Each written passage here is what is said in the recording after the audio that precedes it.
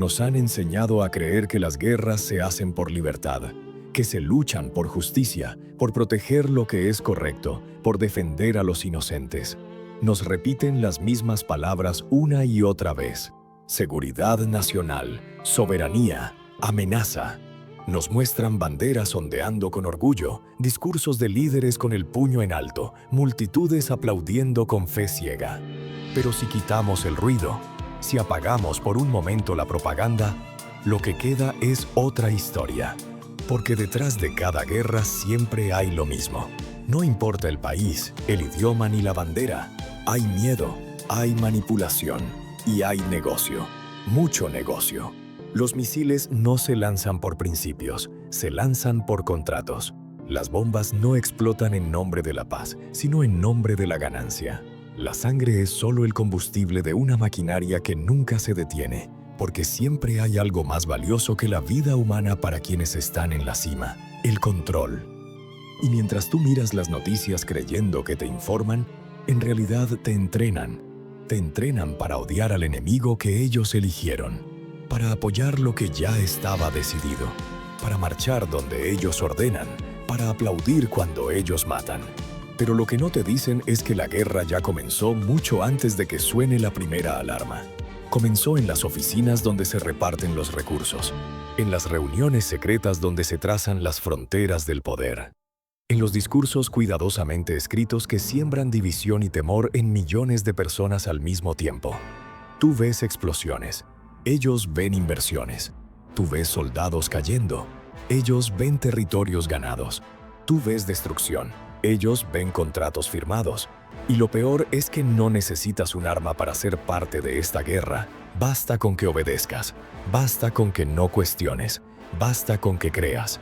Así que dime, ¿quién gana realmente en una guerra? ¿Y quién, como siempre, será el que pague por ella? Todas las guerras modernas siguen el mismo guión. Siempre. Primero aparece una crisis, a veces real, a veces fabricada, pero siempre amplificada. Un evento, una amenaza, un incidente que sirve como chispa. Luego entran los medios, no para informar, sino para amplificar el miedo, para llenar los titulares de urgencia, de alarma, de enemistad, para moldear la percepción pública hasta que el odio sea inevitable. Entonces aparece el enemigo externo. Siempre hay uno, un rostro que representa el mal, una bandera que se convierte en blanco. Y con eso, el siguiente paso está asegurado: la intervención. Se activa la maquinaria militar, se movilizan recursos, se aprueban presupuestos millonarios. La guerra ya no es una opción, es una necesidad construida. Y al final del ciclo, cuando las bombas han caído, cuando las ciudades están en ruinas y los cuerpos en silencio, llega el verdadero momento que esperaban: el beneficio. Porque tras cada conflicto, los únicos que salen ganando son los mismos de siempre: los poderosos. Las élites que nunca pisaron un campo de batalla. Los que hicieron negocios mientras el resto contaba muertos. Este patrón no es nuevo. Es antiguo, probado y reciclado una y otra vez con nuevos nombres y nuevos rostros. Lo vimos en Irak, cuando nos hablaron de armas de destrucción masiva que nunca existieron. Nos dijeron que era por seguridad, pero fue por petróleo. Lo vemos en Ucrania, donde dos potencias juegan ajedrez con vidas humanas, mientras la industria armamentista bate récords de ingresos. Lo vemos en Gaza, donde el conflicto nunca termina, porque la guerra ahí no es un error, es una estrategia perpetua. Y lo veremos una vez más, porque no aprendemos, porque olvidamos, porque seguimos reaccionando en lugar de comprender. La historia, como dijo Mark Twain, no se repite, pero rima. Y en esa rima, las víctimas cambian, los pretextos se renuevan, pero los intereses siguen siendo los mismos. La guerra no es un accidente, es un producto. Y tú, aunque no lo sepas, formas parte del público y del inventario. La pregunta no es solo quién dispara, sino quién cobra. Porque detrás de cada guerra, más allá de las banderas y las lágrimas, hay quienes cuentan ganancias. Y esas cifras no se miden en vidas, sino en acciones, contratos y dividendos. Las empresas de armamento son las primeras en celebrar cuando estalla un conflicto. Cada misil lanzado es una factura pagada. Cada tanque enviado, una ganancia asegurada. Lockheed Martin, Raytheon, Northrop Grumman.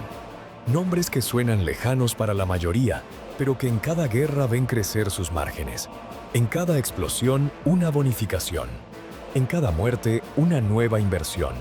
Ellos no necesitan enemigos, solo necesitan miedo constante y gobiernos dispuestos a comprar. Y los gobiernos, claro, saben perfectamente cómo jugar este juego. Cuando no pueden controlar la inflación, cuando la corrupción se desborda, cuando el pueblo comienza a dudar, la guerra aparece como una solución mágica. Nada une más a una nación fracturada que un enemigo común. Nada borra mejor los errores internos que una amenaza externa. Y mientras la gente discute sobre patriotismo, los verdaderos problemas siguen ahí. Pero ahora invisibles. Luego están los medios de comunicación. Ya no informan, fabrican. Cada conflicto es una serie.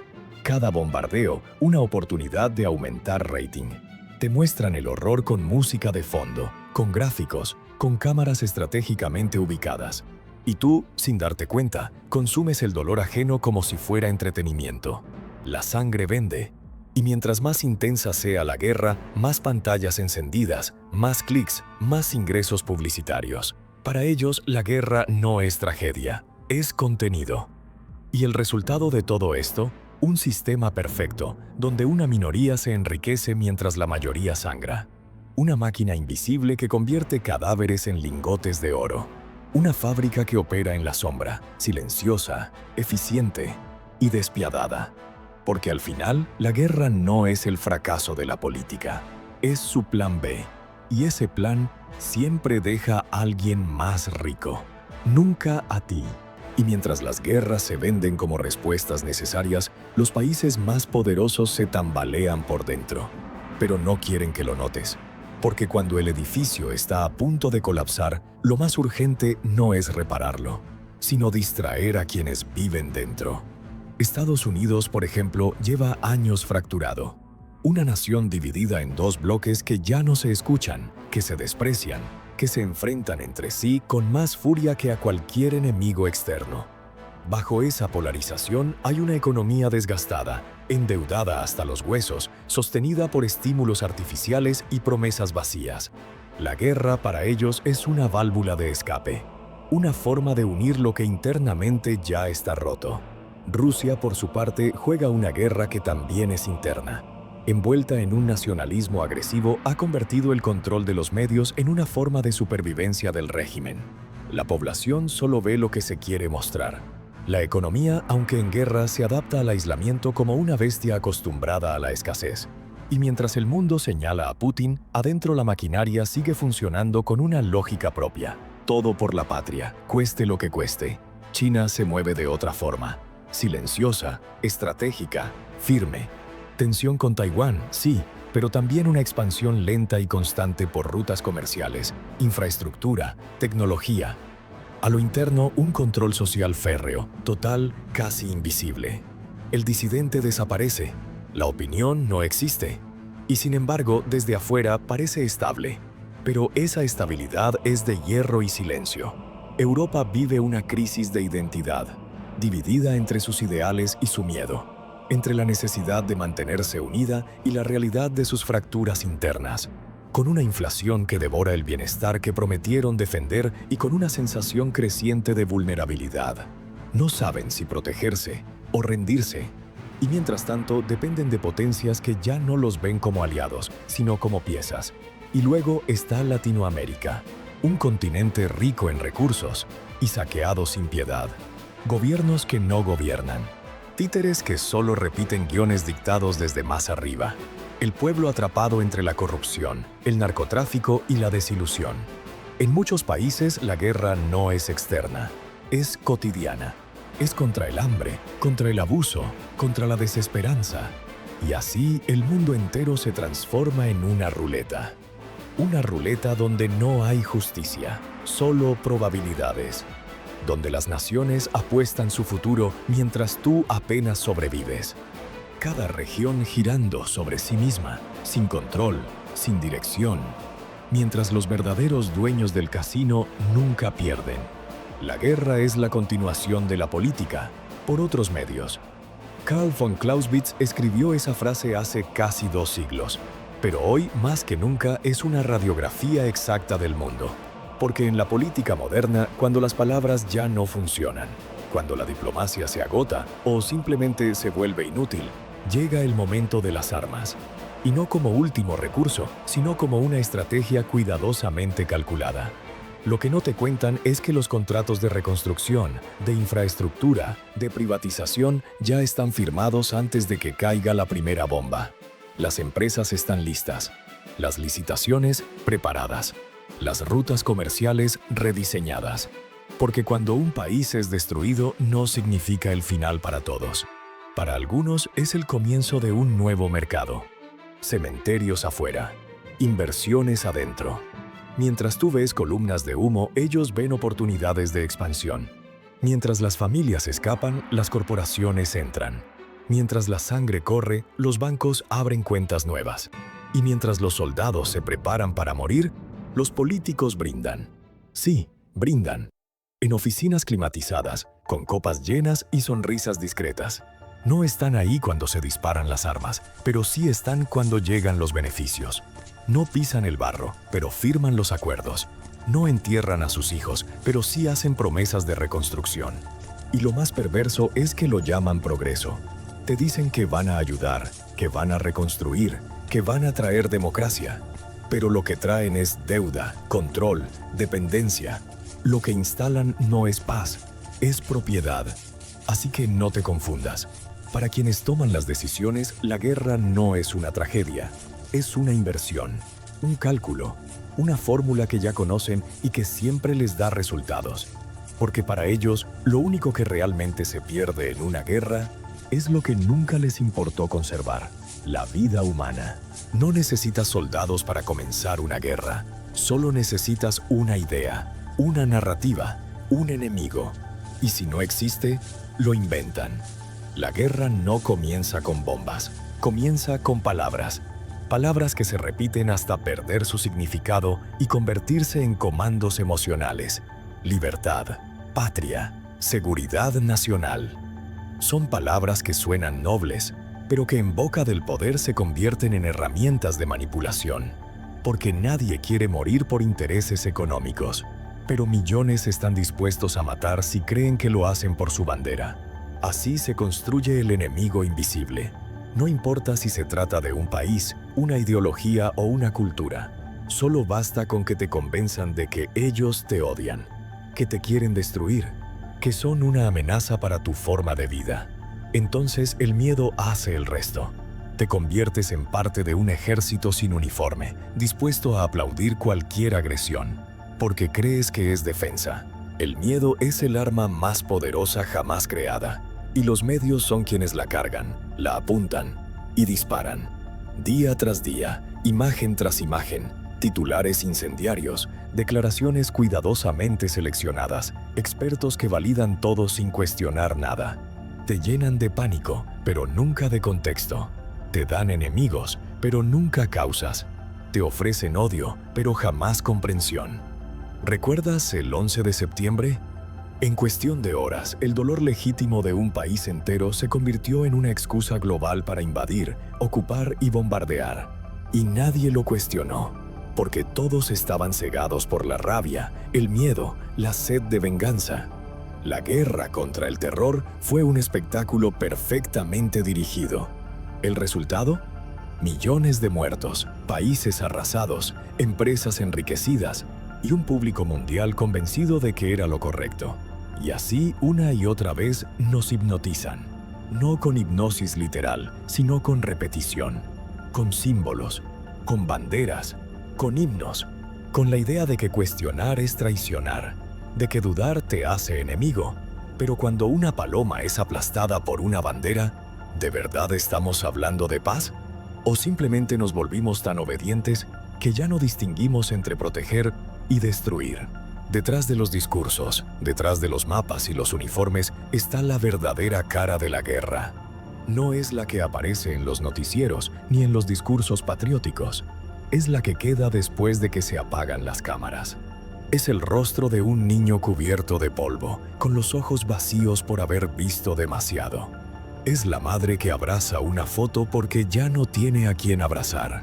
Es el silencio que queda en una casa donde antes se escuchaban risas, y ahora solo hay escombros, porque quienes toman las decisiones nunca pisan el campo de batalla, nunca miran a los ojos de un huérfano, nunca entierran a sus amigos. Pero hay millones que sí, millones que cargan el costo de algo que jamás eligieron. Los civiles son los primeros en caer y los últimos en ser recordados. Vidas normales, interrumpidas de un día para otro por una explosión, una bala perdida, una decisión tomada a miles de kilómetros. Y cuando todo termina, si es que alguna vez termina, ya no queda hogar, ni familia, ni país. Solo un número en una estadística. Una vida borrada, sin siquiera haber tenido voz. Y los soldados, muchos no regresan. Y los que sí, rara vez vuelven completos. Algunos traen heridas que se ven. Otros cicatrices invisibles que los persiguen el resto de sus vidas. Les dijeron que eran héroes, pero cuando vuelven ya nadie los espera. La silla está vacía. La bandera que cubría el féretro está manchada de barro. Y la guerra continúa, aunque nadie más la vea. Cada guerra deja tras de sí una generación rota. No solo por las bombas, sino por el dolor acumulado en quienes sobreviven. Porque sobrevivir no siempre significa seguir viviendo. A veces significa aprender a cargar con un peso que nadie debería conocer. Y mientras el mundo sigue girando, mientras las élites negocian, mientras los medios cambian de tema, esas vidas perdidas, ese sufrimiento silencioso, es el verdadero precio, el que nunca aparece en los balances, pero que se cobra con el alma. Nos preguntamos por qué la guerra nunca desaparece. ¿Por qué cada pocos años vuelve a encenderse en algún lugar del mundo? Nos gustaría creer que es por inevitabilidad, por diferencias irreconciliables, por la naturaleza humana. Pero la verdad es más simple y mucho más incómoda. La guerra siempre vuelve porque la paz no genera dinero. La paz no llena bolsillos, no mueve industrias, no activa presupuestos extraordinarios ni genera contratos millonarios. La paz no otorga excusas para vigilar poblaciones, imponer leyes, censurar voces ni expandir territorios. La paz, para quienes gobiernan este mundo, es un estorbo, una pausa innecesaria entre dos ciclos de explotación. Y mientras haya ignorancia, la guerra seguirá siendo útil. Porque el que no entiende, obedece. El que no cuestiona, repite. El que no conoce la historia, se convierte en carne para escribirla con sangre. Por eso, desde niños, nos enseñan a cantar himnos, a saludar banderas, a respetar jerarquías sin comprenderlas. Nos enseñan a obedecer, no a pensar, a creer, no a investigar, a elegir bandos, en guerras que no nos pertenecen. Vivimos atrapados en un ciclo. Una silueta solitaria que camina en círculos, perdida en un laberinto hecho de propaganda, pantallas y armas. Un mundo que te bombardea con información, pero te oculta la verdad. Que te muestra enemigos, pero nunca responsables. Que te da opciones, pero nunca libertad. Y así la guerra regresa. A veces con uniformes, a veces con discursos, a veces con simples decisiones tomadas sin que nadie las cuestione. Y nosotros, una vez más, reaccionamos tarde, cuando ya es demasiado tarde, hasta que no rompamos ese ciclo, hasta que no veamos con claridad el sistema que lo alimenta. La guerra no será un accidente, será una rutina. Nos han hecho creer que el enemigo siempre está allá afuera, en otro país, bajo otra bandera, con otro idioma, con otra religión. Nos han enseñado a buscar culpables externos, a señalar con el dedo, a odiar sin conocer. Pero si quitamos las máscaras, si apagamos el ruido, si nos atrevemos a mirar más allá de lo obvio, descubrimos que el verdadero enemigo no está del otro lado de la frontera, está arriba y también dentro de nosotros. El enemigo real no es una nación, es la codicia, esa sed insaciable de poder que no se sacia con tierras ni recursos ni muertes. Es la ignorancia, que permite que las mentiras se repitan sin resistencia. Es el egoísmo disfrazado de patriotismo. Es el silencio cómodo del que sabe, pero no quiere incomodarse. Porque también somos parte del problema cuando elegimos no ver, cuando preferimos entretenernos en lugar de informarnos, cuando nos adaptamos a la injusticia porque luchar contra ella parece agotador. El sistema se mantiene, porque millones lo alimentan cada día con su pasividad. No hace falta que dispares un arma para sostener una guerra, basta con que no cuestiones nada. Y por eso, cuando te mires al espejo, no veas solo un rostro. Mira bien, porque en el fondo de ese reflejo puede haber un misil. No porque tú seas violento, sino porque si no haces nada, si no dices nada, si no despiertas, tarde o temprano ese misil se activa en tu nombre. El enemigo está arriba, pero también está adentro. Y hasta que no lo reconozcas, seguirás formando parte del mismo guión. Uno donde tú no escribes, solo interpretas. No puedes detener una guerra mundial. No puedes evitar que los poderosos sigan mintiendo, manipulando, planificando detrás de puertas cerradas. Pero sí puedes hacer algo igual de importante: dejar de alimentar el sistema que las hace posibles. Puedes dejar de repetir lo que no entiendes. Puedes dejar de consumir lo que te adormece. Puedes dejar de obedecer sin cuestionar. Porque cada vez que eliges pensar por ti mismo, cada vez que te niegas a odiar a quien no conoces, cada vez que apagas la propaganda y enciendes la conciencia, estás creando una grieta en ese sistema. ¿Qué pasaría si dejáramos de obedecer ciegamente? ¿Qué pasaría si nos atrevemos a dudar antes de disparar? ¿Y si la verdadera revolución no comienza afuera, sino adentro? Tal vez no puedas cambiar el mundo entero, pero puedes cambiar tu parte en él. Y si suficientes personas despiertan, si suficientes corazones se niegan a seguir el mismo camino, la guerra, esa maquinaria eterna, empezará a oxidarse. Porque hasta en el campo más devastado, una semilla puede abrirse paso. Incluso en el suelo cubierto de ruinas, puede nacer una flor. Y a veces basta con que una sola persona decida no repetir la historia, para que comience algo completamente nuevo. Si este mensaje resonó contigo, si sentiste que esto es más que un video, suscríbete. Aquí no buscamos seguidores, buscamos conciencia. Y si tú también la estás buscando, este es tu lugar.